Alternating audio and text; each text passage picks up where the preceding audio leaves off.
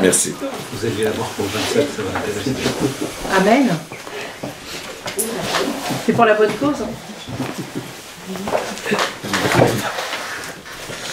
Birchout, ces écrits, Birchout, Olivier, Moïse Rabotaï, je veux dire, avant de tout dire, un grand Hazak ou Baour à M. Zikri, le même Hazak ou Baour qu'on dit lorsqu'on monte à la Torah. Bien qu'on n'a pas fait d'efforts, on n'a fait que les brachot, on dit Hazak à celui qui est monté, pour dire tout simplement qu'il méritait de monter à la Torah. Et ça, c'est un mérite qui vous revient à M. Zikri, de faire rentrer la Torah dans les maisons des bénis Israël. Ça, c'est important. Et un grand merci à Olivier et son épouse de nous avoir accueillis déjà pour le premier cours de l'année 5777. Que cette maison soit remplie de bonheur, de joie. Amen. Amen. Bar mitzvah aux petits et au mariage des enfants, si Dieu veut.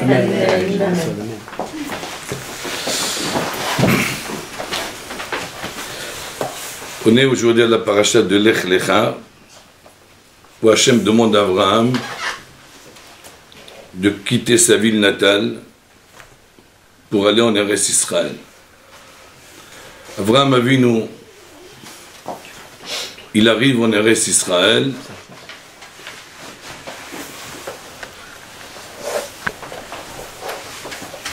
Il trouve la famine. Il était obligé de descendre en Égypte. Et en revenant d'Égypte, la Torah nous dit ceci. Vayelech le Massa'av. De retour, Avraham Avinu, il se déplaça, le Massa'av, min Negev ad Bet-El, du sud jusqu'à Bet-El, Adamakom Asher Hayasham Aolobat Tehila, jusque donc le lieu où il avait sa tente au commencement. Et sa tente se trouvait Ben Bet-El ou Ben Ha'ai. Sur ce mot, le Massa'av veut dire qu'Avraham Avinu s'arrêtait dans ses voyages.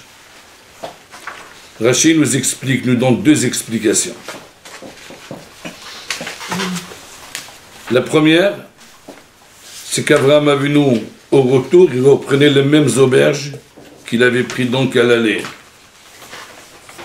Ceci nous enseigne, nous apprend, dit Rashi, un savoir-vivre. Donc l'auberge, il nous a bien accueillis, on n'a pas le droit de le changer. Deuxième explication de Rashi,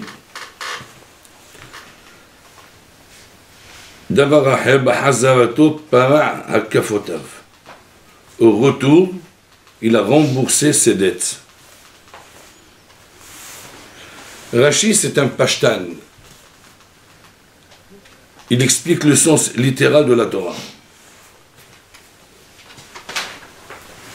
Et lorsque Rashi amène une explication qui nous semble en dehors du pshat de la Torah, en dehors du sens littéral de la Torah, c'est que Rashi a expliqué en fin de compte le sens littéral. Et là, on ne comprend pas Rashi. Dans le pasuk Vayelech le Massa'av, rien n'oblige Rashi de donner cette explication. Deuxième question. Para hakafotav, ça veut dire, si on comprend bien textuellement les lettres de Rashi, c'est que l'allée, il rentrait dans des auberges, pas seulement lui, sa famille, sa grande famille, il mangeait, il buvait, il dormait, et en partant, il disait au maître de l'auberge, au retour, je te rembourserai. Et en effet, Abraham a vu nous l'homme sincère, au retour, il a remboursé.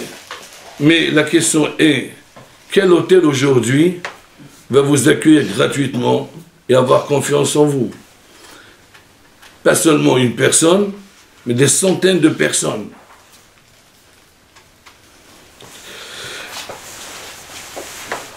Il y a une mitzvah dans la Torah qui est belle, mais en même temps demande une explication.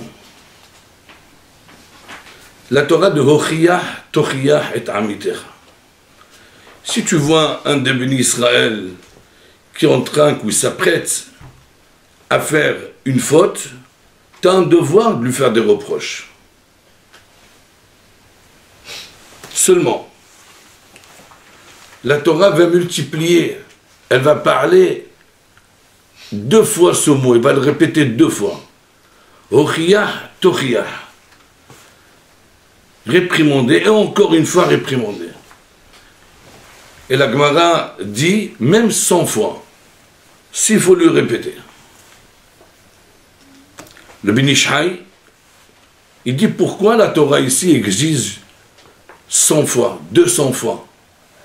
Il répond, il dit parce que l'âme juive, elle a 1 seconde dans la journée, une fraction de seconde, un réveil de Teshuvah.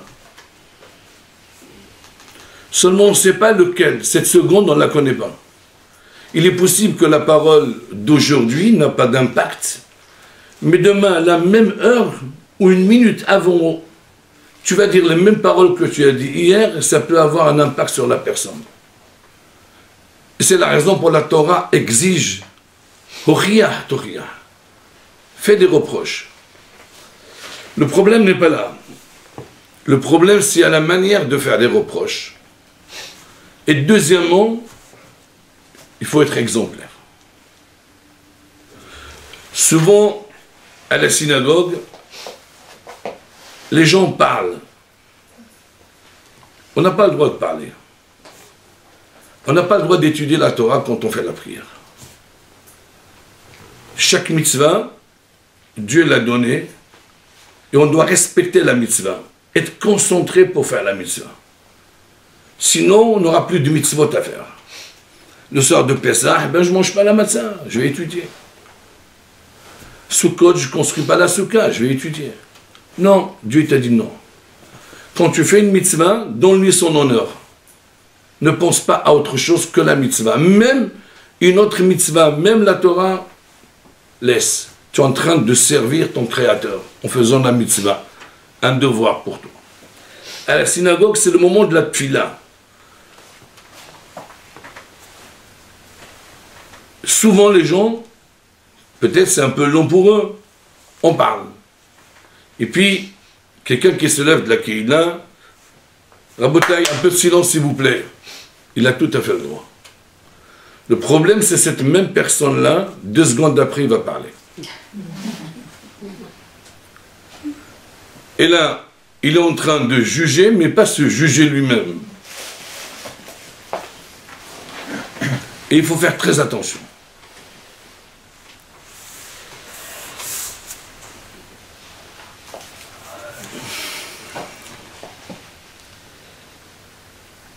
Il y a d'autres façons de faire des reproches,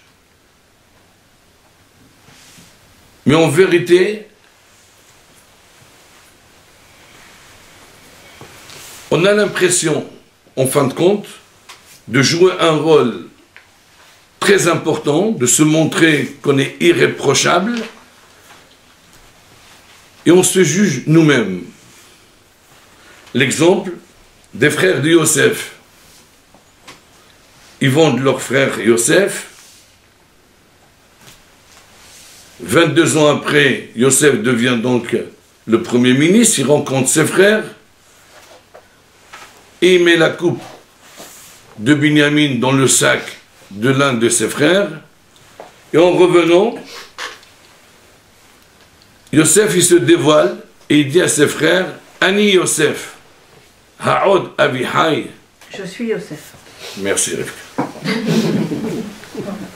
Je suis Yosef. Est-ce mon père est vivant? Alors que les frères venaient de lui dire justement, on ne peut pas retourner sans notre frère. Parce que sinon, notre père, il risque de mourir. C'est qu'ils parlaient bien de leur père qui était vivant. Et Yosef, il repose la question. Il leur dit, mais est-ce que mon père est vivant? Mais oui, on vient de le dire. En fin de compte,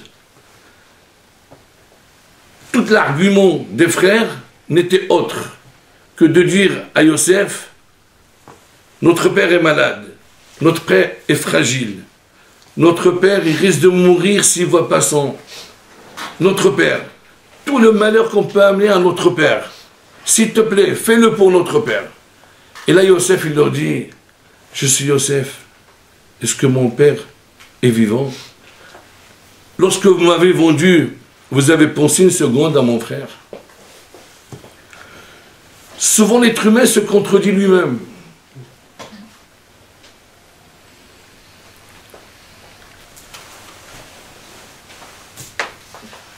On peut dire à Hachem, j'ai pas eu le temps d'étudier la Torah. Ok.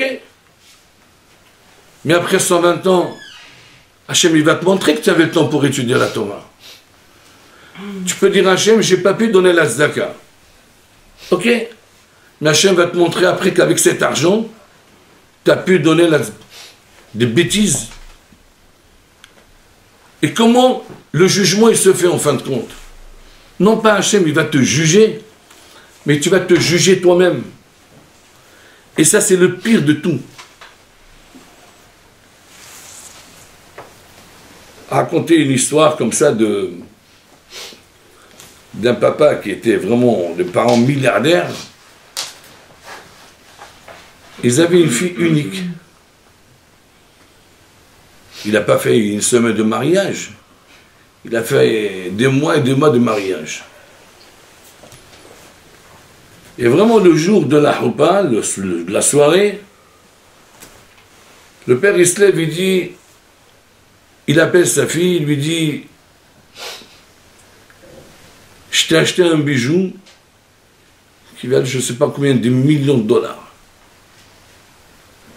La fille, elle voit ce bijou, elle monte, elle embrasse son père, elle commence à pleurer, et elle le met dans son dos. Tellement qu'elle avait la joie, la simha, elle ne s'est pas rendue compte que ce bijou, il est tombé. À la fin de la soirée, elle constate qu'elle n'avait pas de bijou.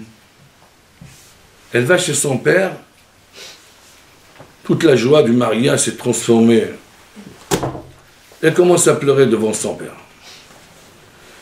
Mais ce n'est pas le bijou qui m'intéresse, c'est ton cadeau, papa. Il ferme carrément les portes de la salle, il va fouiller chacun. Chacun. En fin de compte, il ne trouve pas. Il va voir les serveurs, un après l'autre. Il ne trouve pas. Il a dit, ma fille, c'est pas grave, je t'achèterai un autre. Dans l'un des jours de Sheva Brachot, c'est une soirée là, véridique. Ils invitent encore le Kahal, les gens, des amis intimes, pour revoir la vidéo du mariage.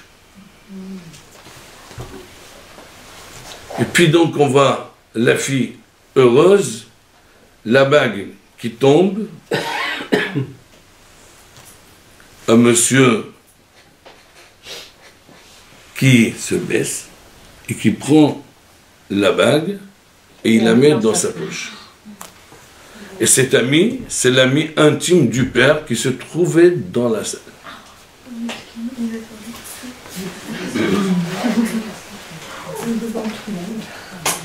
Après 120 ans, Hachem va te montrer une vidéo.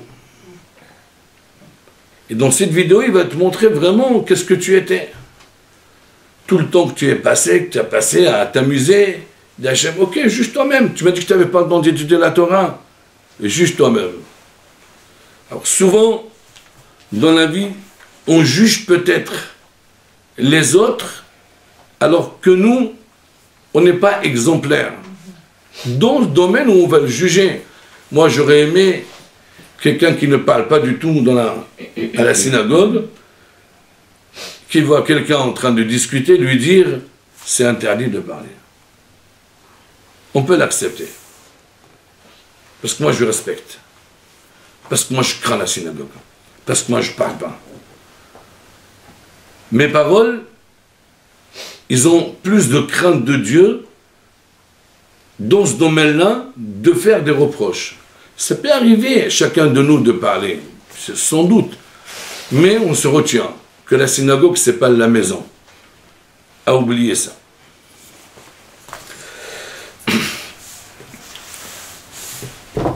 Maintenant, on va revenir à notre maître Abraham pour essayer de comprendre. Abraham Avinu, il est né dans une maison des idolâtres. Son père, Terah, était un vendeur des idoles. Abraham se réveille un jour et commence à réfléchir. Comment peut-on arriver à croire à des idoles? Comment peut-on fabriquer les idoles nous-mêmes et que lui devienne notre Dieu? C'est nous qu'on l'a fabriqué. Comment peut-on croire à des idoles qui ne parlent pas, qui ne voient pas, qui n'entendent pas, alors que nous on voit, on entend? En quoi il est plus fort que moi? Pourquoi c'est lui qui gère ma vie? Tout ça, Abraham Avinu, il l'a compris. Et il a commencé à imaginer qu'il y a un Dieu dans le monde et que c'est lui qui gère l'humanité. Et il va publier ça. Il ne va pas le garder. Comme il dit le Rambam, Ad Sheba Etan Hagadol Azeh. Le monde était tellement dans le flou, le monde était tellement croyant n'importe quoi, jusqu'à ce qu'il est venu cet homme puissant qui s'appelait Abraham Avinu. Et il a rendu des dizaines de gens vers le droit chemin, le droit donc de la Imouna.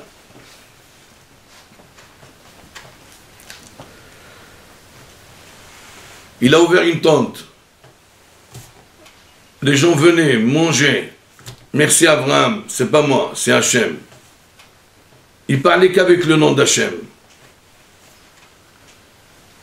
Qui c'est qui vous nourrit Abraham? C'est Hachem. À qui le monde appartient? C'est Hachem. Tout le monde n'appelait pas Abraham, était vraiment effacé vis-à-vis d'Hachem, au point que les gens ne voyaient plus Abraham. Ils voyaient que Hachem. Le problème qu'il y a, c'est qu'Abraham Avinu faisait des reproches à des idolâtres. Il les ramenait. Mais après, il arrive en Égypte, il y a la famine. Il descend en Israël, il y avait la famine. Il descend en Égypte. Mais les auberges, mais Abraham Avinu, on ne comprend pas qu'est-ce qu'il y a. Toi qui parles, Dieu le Tout-Puissant, pourquoi il ne te nourrit pas en Israël? Pourquoi il n'a pas amené l'abondance en Eretz Israël? Pourquoi tu es obligé de te déplacer? Dieu il te dit d'aller en Israël, tu vas trouver de l'abondance, et le résultat c'est qu'il n'y a rien. Alors que toi, du matin au soir, tu nous parles que c'est Dieu qui nourrit l'humanité, mais qui te nourrit d'abord à toi. Pourquoi en Égypte il y a de l'abondance, là-bas il n'y a pas un Abraham Avinu? Abraham, il ne savait pas quoi répondre. Il n'avait pas de réponse. Vous savez, dans ce domaine-là, surtout un peu dans le monde de la Emouna, chacun de nous il a un niveau d'Emouna. Il y avait un avocat en Israël qui n'était pas du tout religieux, mais qui avait une grande Emouna. Et qu'il est revenu Bitchouva. Mais une tchouva qui était forte. Et un jour, il s'est rappelé de ses amis. Il avait leur numéro de téléphone. Il a dit, tiens, je vais les appeler. Je vais réunir tous mes amis avocats et je vais leur parler de la foi. Et comme vous connaissez leur langage, il s'est bien préparé à toutes les questions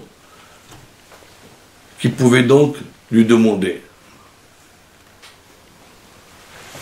Il était avec un ami à lui, ils sont partis, il y avait au moins 40, 50 avocats, et puis des questions de tous les côtés. Et grâce à Dieu, il a tout répondu.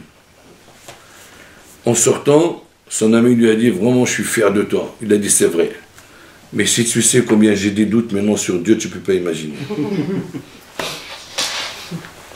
Ça veut dire que dans la vie, des fois, on croit que celui qui fait des reproches, c'est vrai, Hachem, il aide. Mais il y a une nature. Comme on a l'habitude toujours de dire, tu entres dans une parfumerie, même si tu n'achètes rien, tu sors parfumé. Il y a de l'influence. On vit dans un monde, on vit à Lyon, on a la mentalité lyonnaise. On va aller à Paris, et on change, et ainsi de suite. Parce qu'on vit avec l'esprit. Abraham Avinu, quand il faisait des reproches, il leur parlait d'Hachem, que impossible qu'il nous abandonne. Et là, il arrive, Abraham Avinu, les auberges lui disent, mais Abraham, tu es abandonné. Tu descends en Égypte pour pouvoir subvenir à tes besoins. Alors qu'en Israël, Hachem ne te nourrit pas. Il y a un problème. Abraham, il avait une question, c'est vrai. Il n'avait pas de réponse.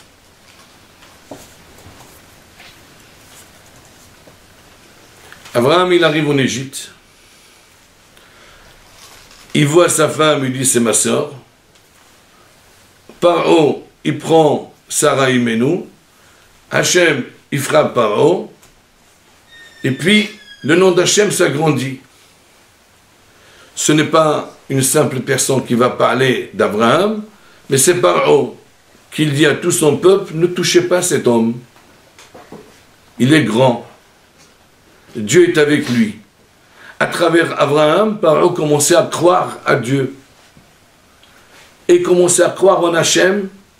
Non seulement ça, sa fille, princesse, il dit, je préfère être la servante d'Abraham et pas la princesse de mon père, qui était Hagar. Et puis, quand Paro il parle, le peuple suit. Abraham qui est venu seul, il repart accompagné par des centaines de gens pour le kavod. Même Paro il sort pour l'accompagner. Hagar elle marche, et puis donc elle est là comme une servante. Elle oublie complètement tout le bonheur de son père. Puis les gens la rencontrent dans la rue. C'est Hagar. Ah oui, je ne suis plus la fille de Paro, je suis la servante d'Abraham. Et à travers cette histoire de l'Égypte, le nom d'Hachem s'est agrandi. À travers Abraham Avinu. Abraham, il a compris pourquoi il est descendu en Égypte. C'est pour agrandir le nom de Dieu.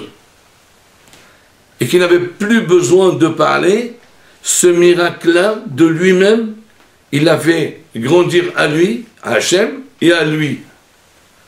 Et lorsqu'il va chez les aubergistes, il leur dit, mais non, c'est quoi votre question? La dette que j'avais à l'aller, c'est de me dire pourquoi Dieu ne m'a pas subvenu à mes besoins quand j'étais en Israël. Mais c'est normal, parce qu'Hachem, il allait préparer donc le terrain d'aller en Égypte et d'agrandir son nom. Et à travers lui, maintenant, regarde, même la servante, même Hagar, sa fille, elle est là comme une servante, tellement qu'elle a reconnu la grandeur d'Hachem à travers Abraham Avinu. Et c'est ça dont il parle, Rachid. Quand Rachid te dit rembourser les dettes, en fin de compte, ce n'est pas n'importe quelle dette, mais la dette de la Imuna, la question qu'il avait auparavant, qui n'avait pas de réponse. Après donc, il a trouvé la réponse en disant ça. Des fois, mes amis, dans la vie, on passe des étapes, on passe des épreuves. Chacun des épreuves de la vie. Le monde est malénitionnote, il est rempli. Le but dans la vie, c'est ne jamais se lamenter. Parce que Hachem, il te prépare un bonheur. Si toi, tu crois à ce bonheur, Hachem, il te le prépare. Mais si toi, tu te lamentes, c'est qu'en fin de compte, tu refuses de toi ce bonheur. Tu sais pas, peut-être dans 10 ans, dans 15 ans, ne donne pas des comptes à Hachem. Hachem, il sait quand est-ce qu'il va t'agrandir. Hachem, il sait quand est-ce et comment il va te faire élever. Mais à toi, le principal, ne pas se lamenter, ne rien dire. C'est dur, c'est difficile. On entend, les gens ont besoin de parler. Il n'y a pas... Quand j'étais rabbin en Malherbe, je sortais avec quelqu'un comme ça, il m'accompagnait, sa voiture elle était là-bas en face du parking, au de chez moi. Et on parlait. Il y avait un non-juif qui passait comme ça, et il commençait à nous parler de sa vie. On ne le connaît pas. Il commençait à parler de sa vie, toute sa vie, tout. Et bon, c'était un peu bon, on avait quand même un savoir-vivre de l'écouter, parce qu'on ne pouvait pas dire au revoir, parce que vraiment il parlait avec son cœur. Et il se lamentait, il parlait de ça. Et à la fin, enfin, je lui ai posé la question. Je dis, monsieur, vous ne connaissez pas, pourquoi vous me racontez? Il me dit, non, parce que mon psychologue à moi, il m'a dit, ma maladie, c'est que je ne parle pas. Alors donc, moi, je parle. Je lui dis, dans toute Villeurbanne, j'ai trouvé personne que nous, à l'Aziz. Ça veut dire, en fin de compte, ça veut dire les gens, ils ont l'impression, en fin de compte, pour se dégager, c'est vrai, pour se dégager, alors, ils doivent parler. Ils doivent raconter, ils doivent parler. C'est vrai, on peut parler avec Hachem, on peut parler à trucs, mais il y a une façon de parler. Regardez l'histoire d'Abraham Avinu. Même s'il y avait un manque d'émouna, dans le sens où Abraham Avinu n'a pas trouvé en Israël ce que Hachem il lui a dit, malgré tout, il a continué le chemin. Il ne s'est même pas posé la question. Vous savez quel était le niveau des patriarches? C'est qu'ils ne contestaient même pas Dieu dans la pensée.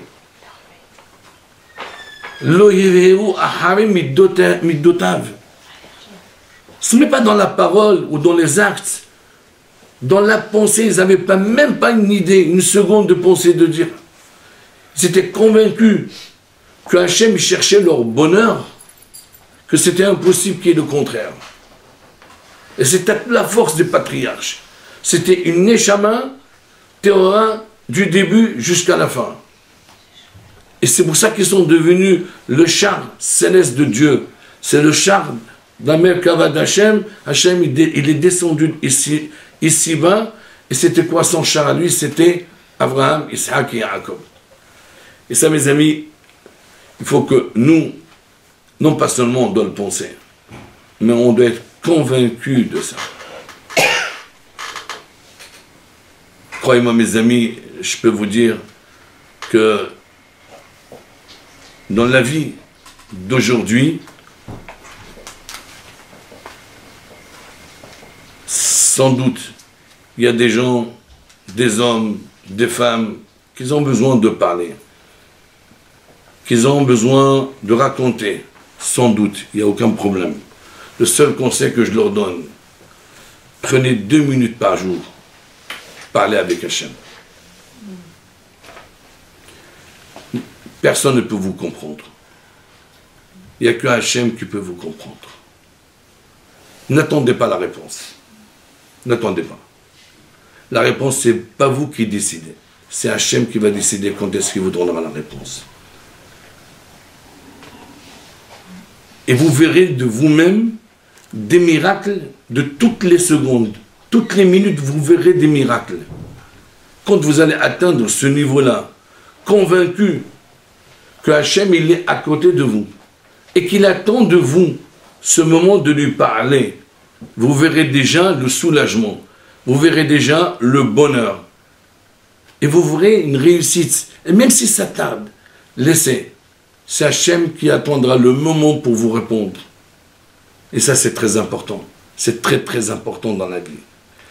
Voilà, mes amis, je voudrais dire merci à tout le monde et continuer dans ce domaine, dans ce olam de Torah, de mitzvot, qu'Hachem il vous aide. Encore merci encore à M. Zikri, à Olivier, à son épouse, Hazakim Obukhir. Il a dû tomber par la... Tu le vois? Ouais.